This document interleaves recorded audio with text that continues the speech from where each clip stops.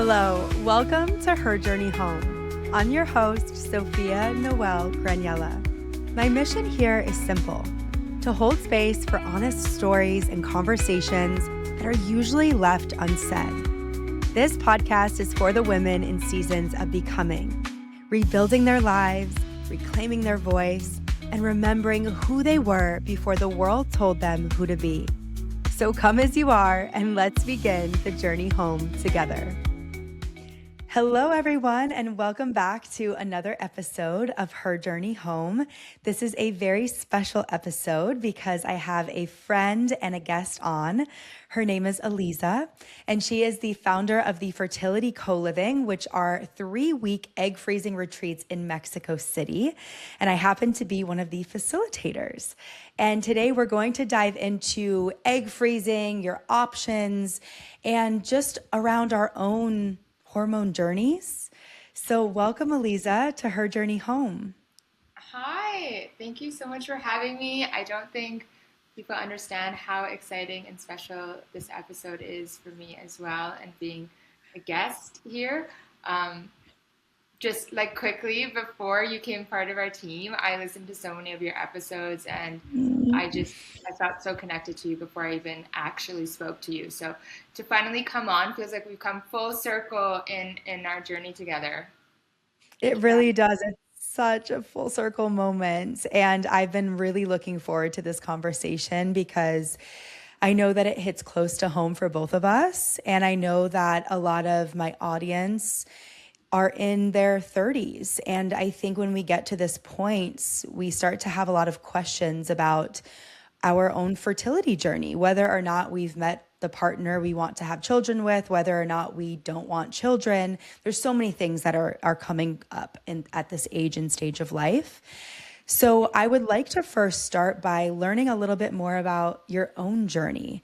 What led you to creating the Fertility Co-Living, which is such an incredible retreat for women? Yeah, so my journey starts about 3 years ago. I'm 36 now, and I was 33 at the time. And I froze my eggs in Vancouver, Canada, which is where I'm from. And I found the process to be emotional, isolating, and of course, as we know, very expensive. I spent $16,000 on the medical process, so the retrieval as well as the appointments and the medications, and I spent $750 a year on storage. Ultimately, I ended up with 3 eggs, and so I was disappointed to be going through such a lonely and difficult process, as well as being so expensive, and for it to result with what I felt like was going to give me reassurance. And then with 3 eggs, I didn't really feel like I got that security. And so, of course, the doctors recommended that I should opt for a second round.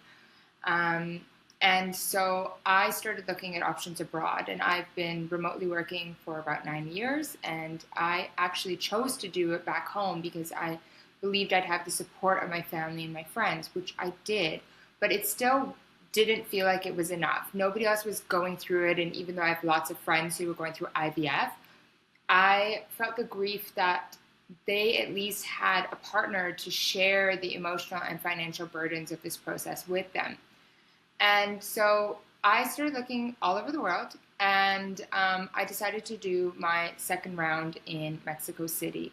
Had I been more informed on the process, I would have been able to financially plan better, and of course do all my rounds abroad, which offers a lot more affordable options for women that are looking to freeze their eggs. At $20,000 a round, it's really difficult to consider multiple cycles for most women. That was kind of how I started to look abroad and came and decided that I was going to do my next round in Mexico City. At the same time, I was struggling with a chronic health issue. I had chronic pain in my eyes that had surfaced in 2021 and in the form of neuralgia. So it felt like acid in my eyes all day, every day, that spread to my skull, down the left side of my cheek, into my neck, and into my shoulders every time I blinked. And the pain was constant, and it was relentless, and I quit my job, and I flew all around the world trying to find doctors that could help me. Surely, you know, that the magic pill that could take the pain away. And I did find a doctor in the U.S. where I paid out of pocket, and ultimately he did help me, but he didn't coordinate with my doctor back home, and I was left with glaucoma, which led to me losing part of my vision in my left eye. Now, you can imagine how defeated I was. The doctors said they had no more options for me. This is something I would just have to manage, both the vision loss as well as the glaucoma, as well as the pain, which was like up and down at the time. And so I turned to things that I had rolled my eyes at the year before, things like meditation, things like acupuncture, things like spirituality. And slowly but surely, my pain started to subside. And I realized I never wanted to approach another medical process without addressing the mind and the body and the spirit again. And that is how I started building into these retreats what a holistic approach to egg freezing would look like. But when you have also like another chronic health issue, it became from those activities I pulled and applied my experience. That's where I feel like we've built something that's more than just the solo clinical experience for women that's available right now in the US and Canada. Oh, absolutely. Everything that you shared, first and foremost, thank you for your vulnerability and taking us to what actually led you to creating the Fertility Co-Living. And I can say, as a facilitator and actually witnessing what was a part of the retreat in November, it is so much beyond just the egg freezing process, right? And going to the actual clinic. It is a sisterhood, a community of women that show up and support one another. And witnessing these women create such special bonds during that process was something I had never quite seen before. Like bringing, strangers into living in a co-living situation in the same house with different personalities, different backgrounds, all of it. But somehow they left with a deeper support system than they had before. And I think, like you said, the holistic approach of having the mind, body, soul, along with the actual egg freezing process, is something that's not offered out there anywhere. And what you've created is so incredible. And I think back to my own journey with being an egg donor in my early 20s. And this is something that I haven't shared too in depth on my page about, but it's something that's really near and dear to my heart because in my early 20s, I didn't have the education at that point in time about AMH levels or my hormones or my fertility. I had no idea about any of it. No one explained that process to me. And so I ended up donating my eggs, and it was a really emotional process. It was really hard on my body. I didn't have very much support aside from my parents. And I just remember when I found the Fertility Co-Living thinking how brilliant this concept is, because to have other women there that also understand, that are going through a similar process, is invaluable, truly. And now I'm 32 years old, and a lot has shifted with my hormones. I never really prioritized my health in my 20s. And with the women that have listened to this podcast, they know that I'm on my sobriety journey and so much has shifted in my life. But I got off birth control a couple of years ago. I had been on all different birth controls, but now there's lots of studies coming out about birth control and fertility and all of these things that I was not made aware of when I was put on the pill. And so recently, when I had gotten off the pill, I lost my period for a year. Then I finally got my period back and I was so happy. And then last summer, I was under a lot of stress and lots of things were changing in my life, and I lost my period again for almost 7 months. And so that's when something clicked. After the third month of me losing my period, I thought, okay, this isn't normal. Something's going on. I need to get blood work done. I need to actually prioritize my health now that I'm 32. And I'm starting to question, do I want children? Do I want to have that option? And so I went and got blood work done, and they told me that my AMH was, I think it's like a 0.05, something very, very low. And we'll dive into what that even means. But essentially, they said that my AMH is that of a 44-year-old, and it's essentially the egg reserve. And so if I want to even have the option of having children later on in life, then I need to go and freeze my eggs this year. And so it's brought up a lot of emotion. It's brought up a lot of concern and just questions around, why did this happen to me? And so it's been a really challenging journey. And so I know that, of course, with everything that you shared, you understand that. And I hope that this conversation for the women listening really sheds light on what their options are. And that even if you do get a diagnosis, it doesn't necessarily mean that that is 100% your diagnosis for the rest of your life.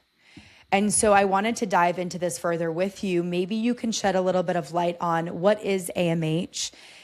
What is this egg freezing process even like? Maybe just take us more into some of that for someone who's new to all of this. Yeah, absolutely. So, and thank you for sharing. It's not a common story to hear. I was an egg donor in my early days, and now I have, I'm learning that my fertility is like fertility markers are lower, and there's this journey of grief. And I think you were able to share that with the women, and there's so many different stories and experiences that are being had in fertility. It's not this one size fits all. I think it's often being okay, egg freezing is for the girl who can't find the partner she wants, and that's it, and everybody that fits that box goes and freezes their eggs. It's just there's so much more beyond that. There's so much more planning, and most of what women find overwhelming is not even being able to name why they're putting this process off. And you and I have both been there. We've talked about it. You have been thinking about egg freezing, and it's should I do? There's all these options, but which one is right for you? And honestly, that's why you have to take a holistic approach. Also addressing where you are spiritually, mentally, emotionally, and being honest with yourself. Those are really important conversations that you won't have with your doctor. So those are also things to know. AMH it's a hormone that's taken by the blood, and it marks kind of your ovarian reserve, and it's advertised as being this single very important marker for fertility. And when women get their AMH results, they think it's either they're fertile or non-fertile. If it's low or it's high, it kind of determines what emotional state they go into next. But an AMH is, it's not going to tell you whether you're fertile or not. Your AMH actually tells you whether your ovarian reserve, which is how many eggs you have left, is low, normal, or high for your age. So there's a lot of variability. I mean, comparing to your friends is dangerous, because sometimes there's just, or comparing yourself to the internet, it's so unique to your journey. I mean, that's why these tests are important, because they give us a snapshot of where everything sits and what to expect from one retrieval. Other things that we look for are also your antral follicle count, which you can get from a transvaginal ultrasound. That, together with your AMH, can kind of tell us how many eggs to expect, how many rounds you might need, and where your fertility is right now. That being said, if you have a low AMH, that just means you might not respond the same way to the medications, and the doctors might just have to adjust your protocol. It might mean that you might get a lower number of eggs, but that doesn't necessarily mean you're not suitable for egg freezing. It also, most importantly, does not mean you are not fertile. It does not mean you cannot get pregnant.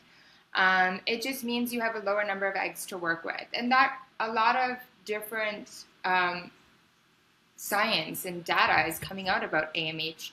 A lot of people believe that AMH couldn't rise in the past, and now there are more and more women, as fertility treatments have become more common, who are doing more practices that are holistic, showing that over time through supplementation, nutrition, cortisol reduction, red light therapy, whatever the data might be saying, they are raising their AMH. And the story I shared with you earlier, which is that like my pain got better through the holistic practices that I was doing for my eyes. Over 2 years, I did surrender my fertility, mainly because I, was battling the potential of going blind. And I surrendered my fertility, and over 2 years, my AMH actually went up by 84%, which is pretty unheard of. My doctor called me a miracle. And so I'm not saying every case is the same, but I do always encourage women to consider the possibility of, things going right instead of things always, going wrong. Absolutely. Wow, that is incredible. 84%. Yeah, and I was met with so much fear when I went for my appointments. I was told, like, expect the same result. I was told sooner is better, but sooner isn't always better. I mean, if you're straight out of a breakup, if you're battling a health issue, if you have aging parents, if you just got like out of a laid off, or you're in a stressful job, maybe now is not the best time. And doctors generally don't believe that AMH can rise significantly, but they do believe in the medical community that stress can suppress AMH levels. And how many of us women are living in chronic states of stress in this modern world? There's physical, there's emotional, there's mental stress, and these things are affecting our bodies, because when you're not in creation mode, when you're in fight or flight, you're not in creation mode. And fertility is very much so a creation mode activity. And so these are the things that kind of our retreats are helping women step back into that state of like release and receive and cortisol reduction, and having the whole body prepare for this journey from all aspects so that they can get the best results. That's incredible, truly. And when you were saying all of that, I'm thinking stress is so overlooked, especially when it comes to our hormones. Because I ended up, when I first got my testing done, they told me I might have pre-ovarian failure. But I thought, I'm not taking that on as my truth, because I actually don't fully believe that. And then 3 months later, I still hadn't gotten my period back. At that point, it was almost 6 months. So I thought, okay, let me go get retested. And I actually got tested when I was in Mexico City after the retreat. And my estrogen levels had risen. They were completely different than when they were in the summer. And the doctor there actually told me that it was due to stress, that I forget if it was the amygdala or another part of my brain stopped sending signals to my ovaries, and I didn't have my period because of that. And it made so much sense, because in that 6-month period of time, I was stressed financially. So much was going on behind the scenes that I hadn't even allowed myself to feel, but also realize, oh my gosh, this is because of stress. And so that just goes to show that when you're in a more easeful state and you're less stressed and you're doing your practices and your rituals and you are surrendering, your body can then feel safe to produce what it needs to produce. So I still have hope that if I go back in 6 months, because I've been a lot less stressed, that things will shift. And I really urge the women listening to this conversation that, I said this earlier, but I'm going to say it again because it's that important. If you get a diagnosis, do not take that on as your full truth, because always go and get a second opinion, number one, in my opinion, or maybe even 3 opinions. And just trust that if you got those results during a time of your life that was really difficult or challenging or stressful, that it could change. Because as Aliza just said, hers went up 84%, which is unheard of. Yeah, definitely. I mean, it's up to us to kind of, there's so much fear when it comes to health, and there's not a lot of education on how to take care of ourselves. And we're living in this generation of, we're not being taught, like we're guinea pigs in it all. Like we don't know how it's going to affect our circadian rhythms, our bodies, like we're getting lack of sunlight, we're moving less, we're doing less laborsome jobs because we're on computers. And so, it's really up to us to kind of advocate for ourselves and, not take a diagnosis at face value, and not believe that just because Western medicine doesn't have the solution for us, that there's not a solution out there. I mean, we have to take life as it comes and see what we can still make of it after that. And those experiences make us, they make us richer people, they make us more interesting. They make life more fun. I mean, we're not here for the most perfect, pristine situation ever. We're here to have a life full of experiences. And so I think it's really important to keep that in mind and remember that, for me, I know that I used to be in the mindset of wanting to be immortalized and make my mark and have to do all these things in a certain way and optimize. But there are certain processes that letting go, surrendering, and receiving is actually how the best thing you can do for yourself. And our bodies know exactly what to do when it comes to fertility. Yeah, I could not agree more. I think when we're in that constant state of trying to do all the things, I think even with the health industry right now, right? It's the 10-step morning routines and then do this and keep up with this. And it literally adds so much freaking pressure and stress onto our already stressful lives that sometimes simplicity is better. And then with that is the surrender, right?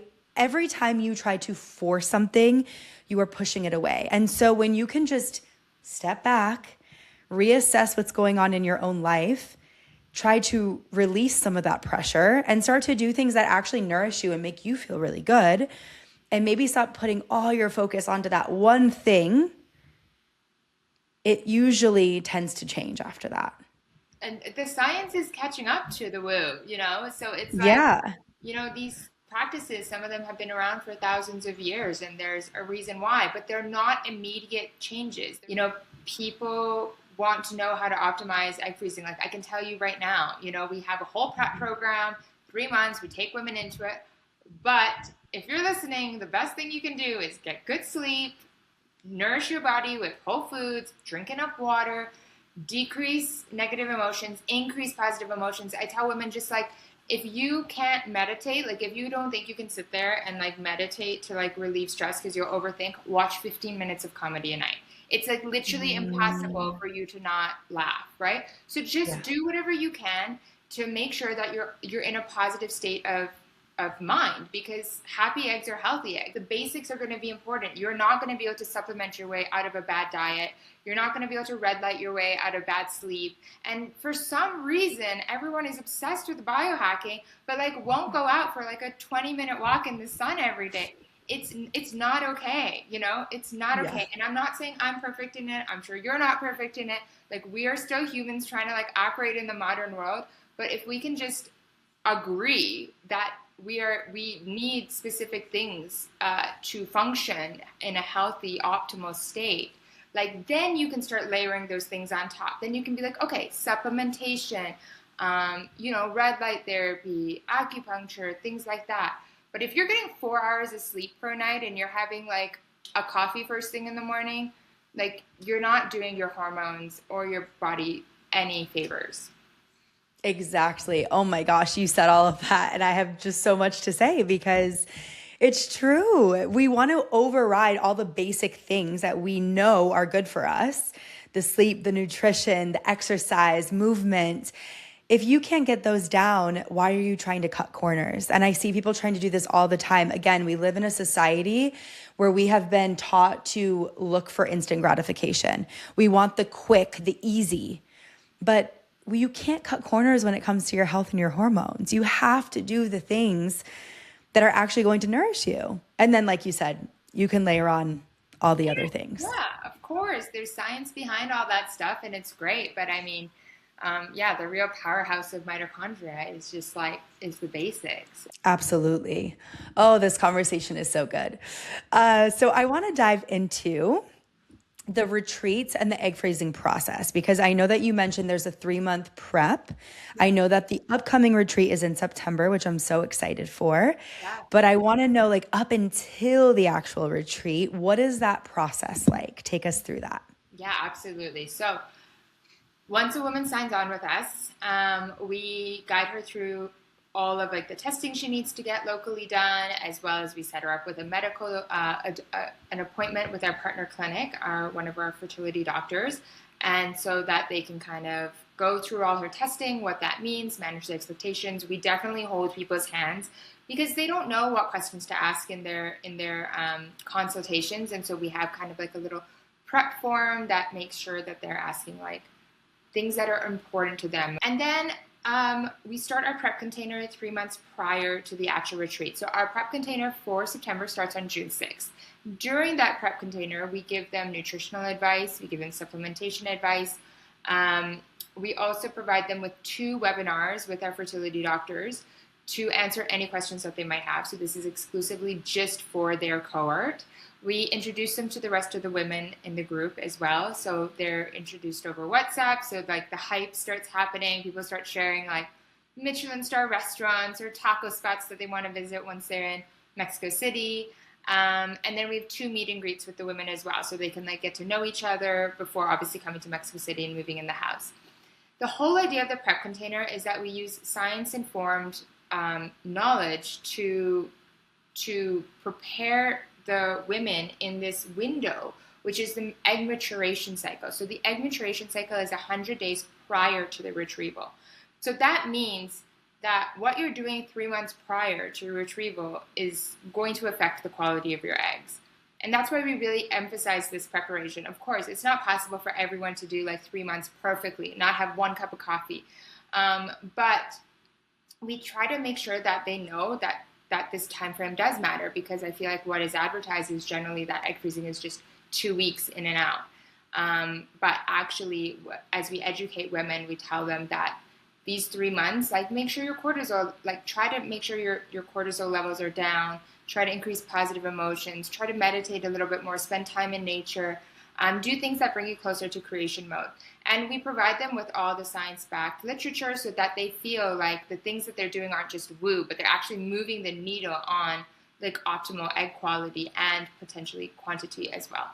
And then once they arrive to Mexico City, we have a 3-week retreat, which I know you're very familiar with.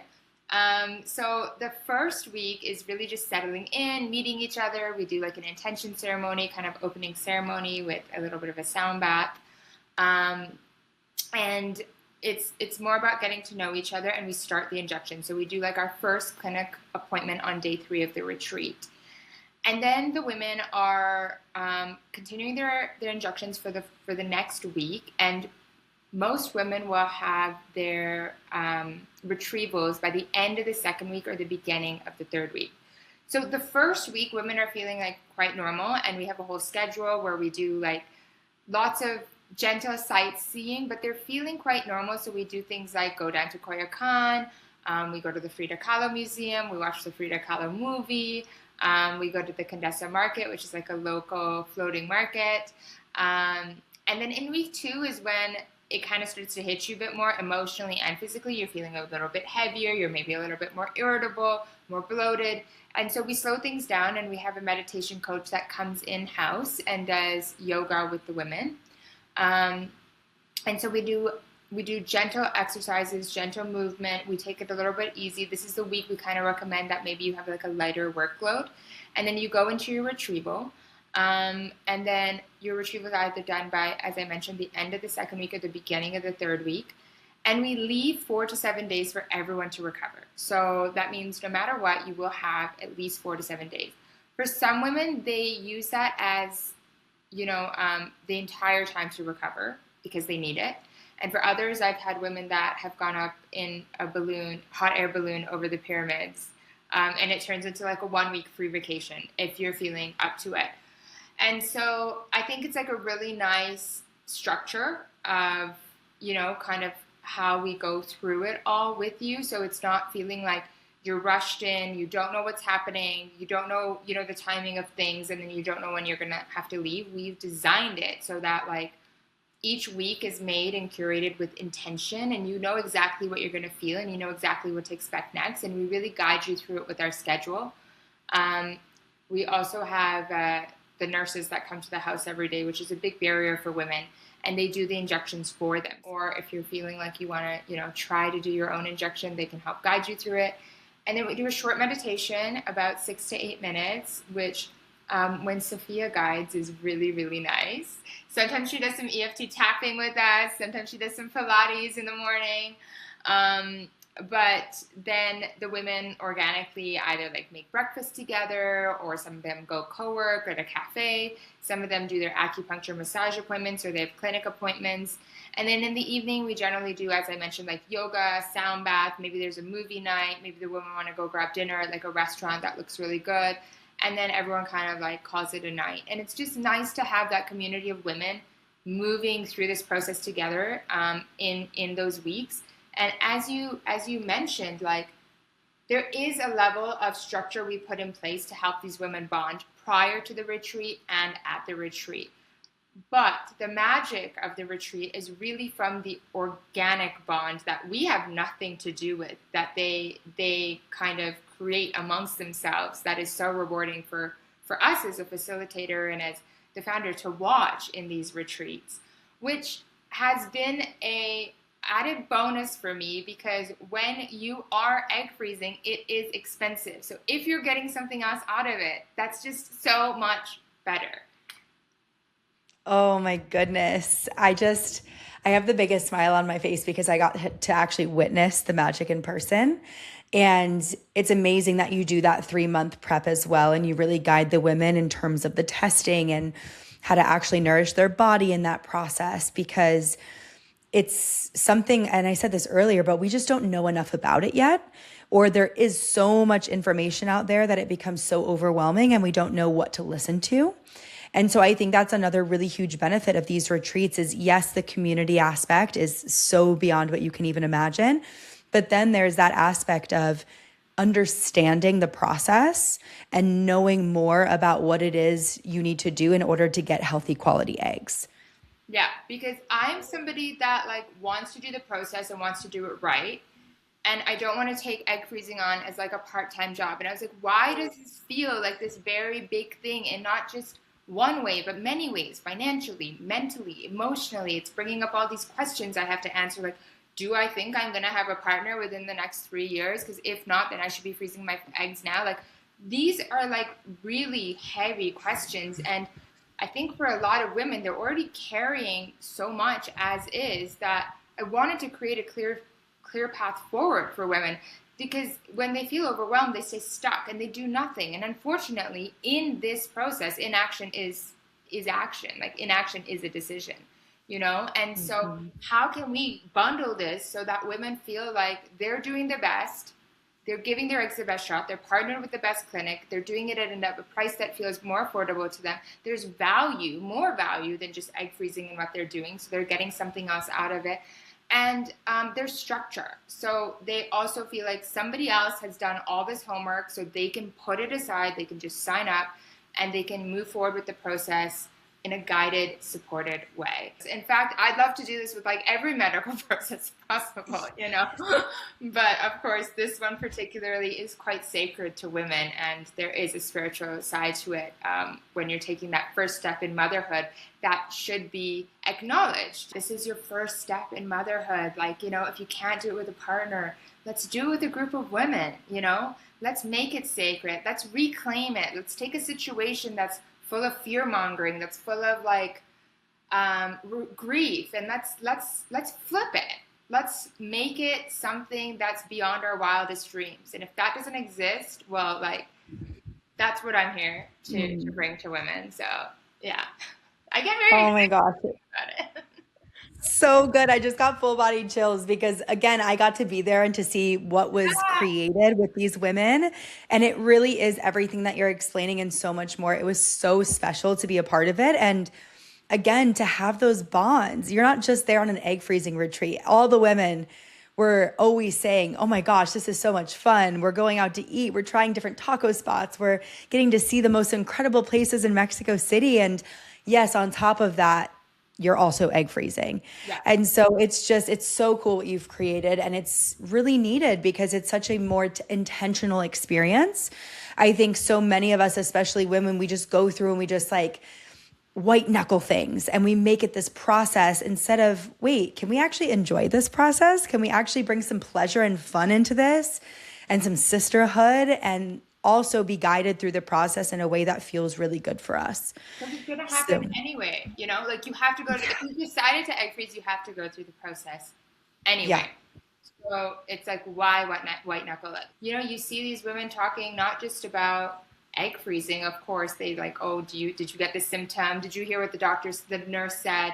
Are we supposed to take this on day 3 or day 6 or whatever? But beyond that, they talked about childhood trauma. They talked about parenting styles. They talked about expectations. They talked about where to meet men that are also designing their own lives and like dating. And, you know, there was a lot of different things that women spent in the evenings chatting about. So it's like, you know, it's people like me and you, and they're the same age group. They're people that we call friends now. It's an experience that just, I think like even if we don't freeze our eggs, like is still very valuable. Yeah, I definitely agree. It was such a special experience. And oh my gosh, yeah, to witness the conversations that were being had in the co-living space, and women bringing back desserts and cooking dinners. And it's such a beautiful process.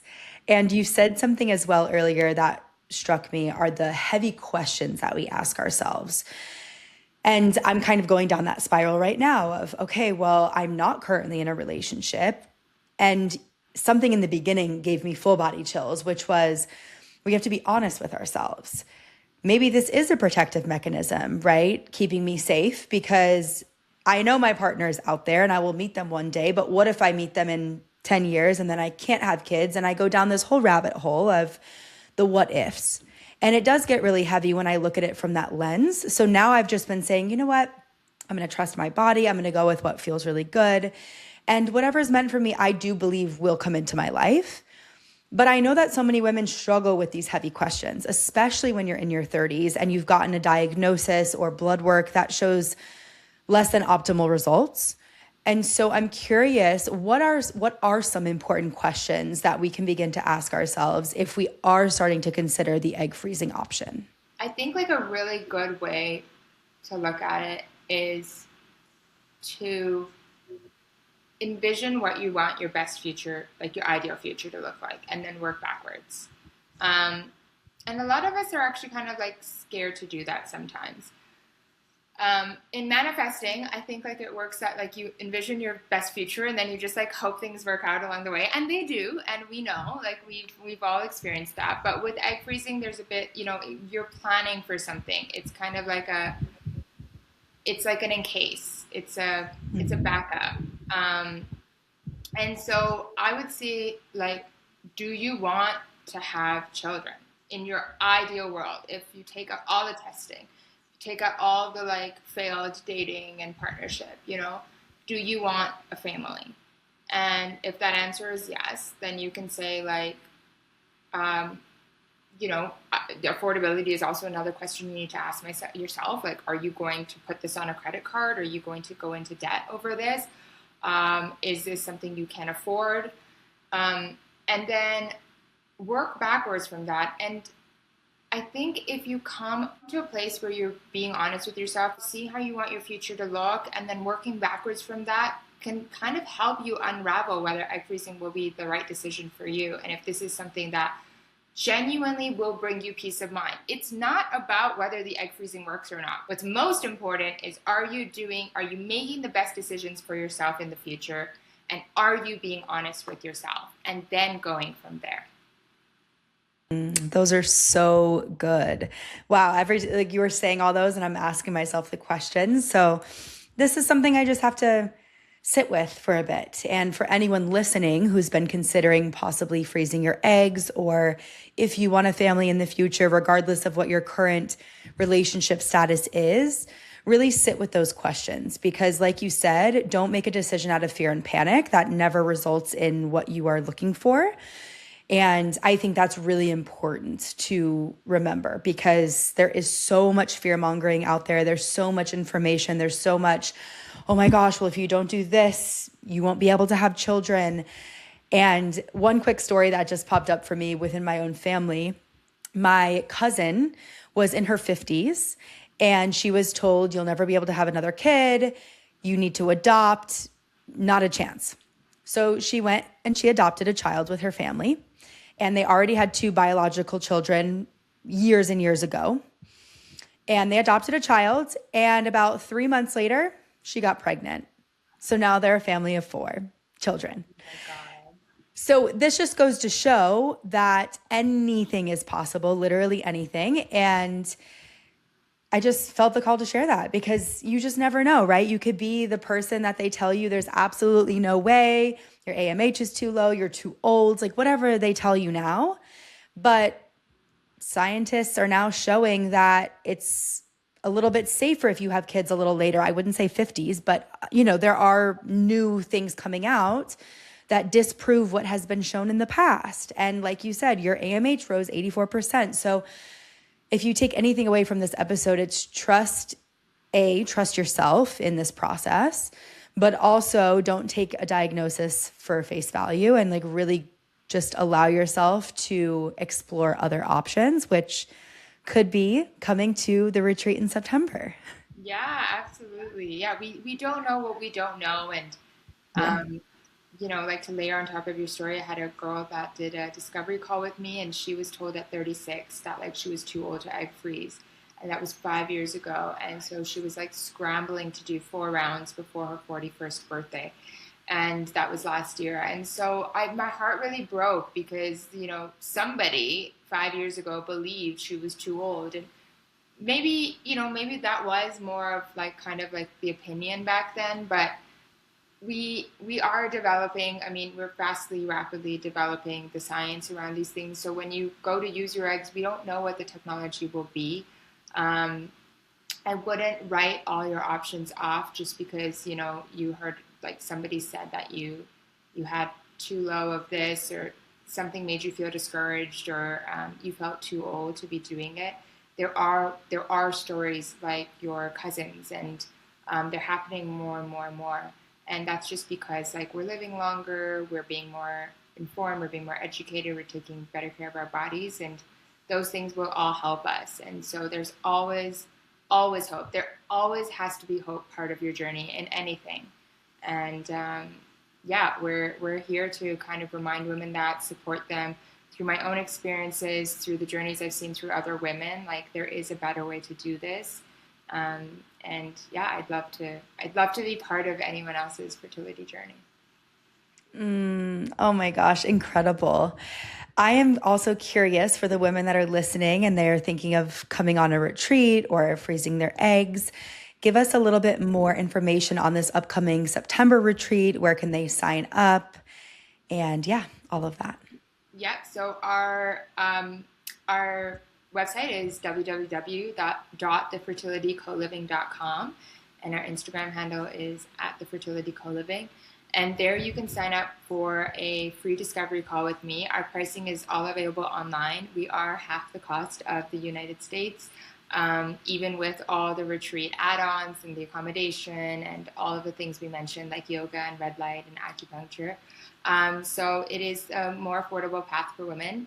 And you can find us there. You have a call with me, and we talk through kind of where you're at and if this would be a good fit for you.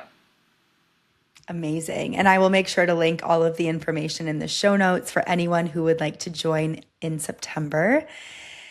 Wow. Thank you so much, Aliza, for coming on and sharing your journey and more about the process and the incredible retreats. And I always like to wrap up every episode with one question, which is, what is one powerful message that you want every single listener to walk away with today? Ooh, okay. My dad recently passed away 4 months ago. And a week before he passed away, he said he said to me, I said to him, I just want more time with you, because it was kind of short, the timeline we got with him. And I said, I just want more time with you. And he turned to me and he said, we were in the hospital, he said, forget that word more. Just say shukr, which means thank you, and be grateful for what you have. And I think that's really carried me in the last 4 months. And so I think it's like really important to always just acknowledge. I mean, if somebody that suddenly is diagnosed like end of life can say, I sit here in gratitude for the years I've been given and not the years I feel were taken from me, then surely I can show up and have that same attitude. So yeah. I felt that so deeply in my heart. And oh my gosh, what beautiful advice for every single woman listening. Thank you for sharing your heart and your journey. And I'm sending you so much love. And oh my gosh, whoever listens to this is truly so blessed because, wow, I have no words. Thank you so much for coming on. Thank you. It's such a special episode to be recording with you, as I said. And yeah, I'm so excited for our new group of women to meet you Yes. this September. Sophia, I mean, is a force. She is the best facilitator I could have asked for. She makes our retreat so, so, so special. And yeah, I'm excited for all the work you do, and you bring such good energy to our retreats. We're very, very lucky to have you. So thank you. I feel the exact same way. Truly, it was so crazy how it even came about. Yeah. For anyone wondering, I was literally on a Pilates teacher training in Costa Rica. I wasn't sure my next move. I had no flight back. I didn't know what was going to happen. And I was scrolling on Facebook one day in one of the retreat communities that I was in on Facebook. And I just so happened to see Mexico City last minute retreat for egg freezing. And immediately I had this like, oh my gosh, I need to apply immediately because of my egg donor experience in my 20s. And I never thought that that would ever even come up again in my life, right? Like something that is this near and dear to my heart. And immediately I applied and had an incredible conversation with you and flew to Mexico City from Costa Rica. And the dates just lined up literally perfectly. I got done with my retreat the day that it started. So I flew directly from Costa Rica to Mexico City. And it was just so synchronistic and so aligned. And I feel so honored to be a part of the Fertility Co-Living. And I'm so, so excited for September. Us too. Thank you. Thank you so much.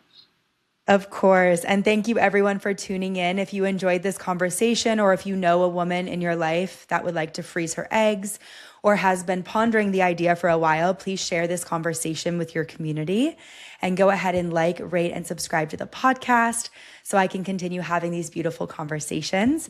And as always, I will see you for another episode next Thursday.